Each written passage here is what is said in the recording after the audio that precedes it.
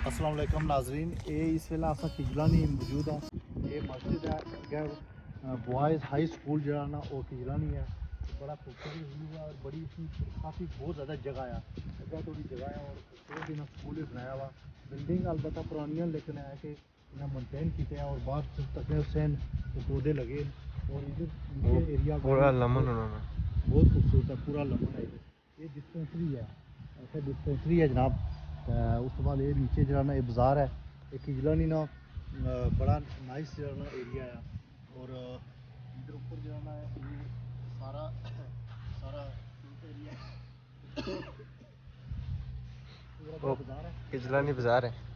बाज़ार है। ये इसका बंदे ने कार है मंझी भी रखी है और इधर क्या बाज़ार है ना, ये डिस्पेंसरी है इतना आई थिंक डिस्पेंसरी शफा शफा डंगरानी डिस्पेंसरी है इधर। और वेरी ब्यूटीफुल व्यू है। उधर क्या जरा ना वो मस्जिद भी है, वो कजलानी जरा ना वो मस्जिद है, कजलानी बाजार है। कजलानी बाजार है, वो काफ़ी बड़ी मस्जिद है।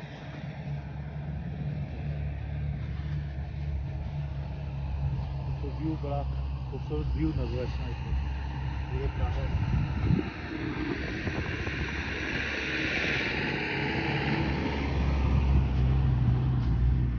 वो जो नक्का है, इस तरह नक्का है वो ब्रेड लेने लगा। पूरा एरिया को जरा ना नजर आता है। वो आई थिंक वो से फ्लोट है बाहर।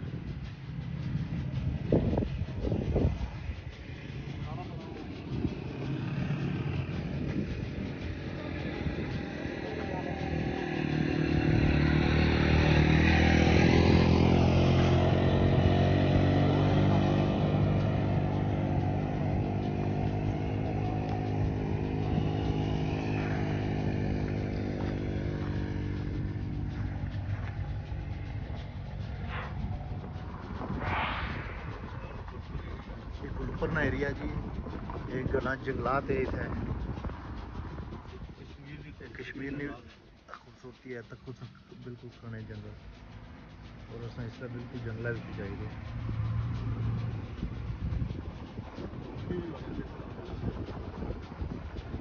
बहुत बहुत खाना जंगल है।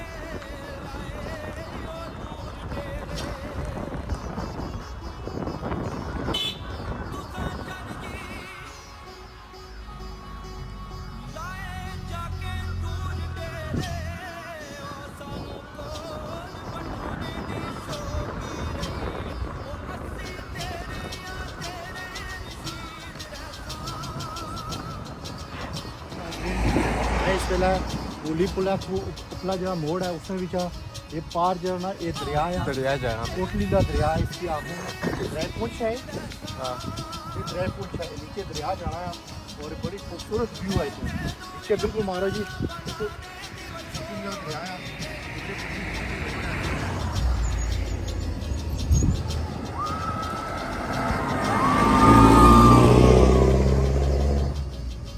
हेलो रमन कोटली का किला आया और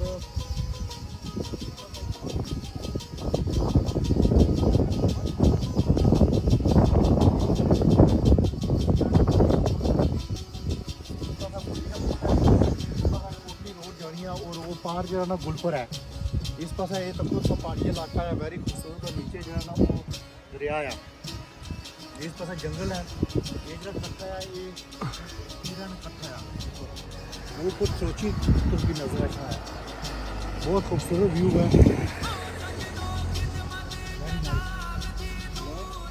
नीचे जो है ना दरिया है,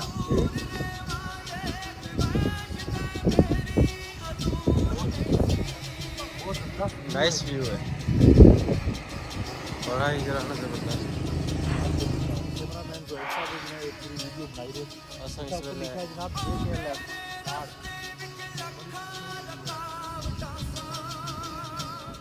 ये तार और ऊपर से दरिया है।